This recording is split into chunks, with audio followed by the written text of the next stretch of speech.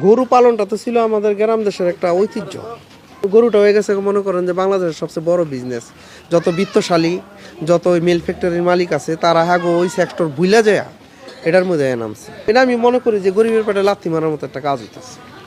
এই সেক্টর নিয়ে এইভাবে কাজ করিয়া সিন্ডিকেট করিয়া এরা তো একটা গরু 10 লাখ টাকা খাওয়াইতে পারে, যে গরুটা আমরা 4 লাখে খাওয়াইতে পারি না। আমি বলতে চাই শামীম ভাই, এই বাংলাদেশে কতগুলি ফিডের ফ্যাক্টরি আছে, এই ফিডগুলি কি তাহলে আমরা গরিব দুঃখীরা খাই?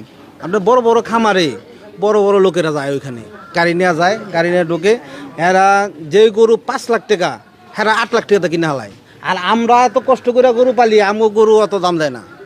এই সেক্টরে হেরা যদি ওইভাবে মানে সততার সাথে কাজ করে, কোনো সিন্ডিকেট না করে, তাহলে মনে হয় প্রান্তিক খামারি যারা তারা লসের মুখে হবে না।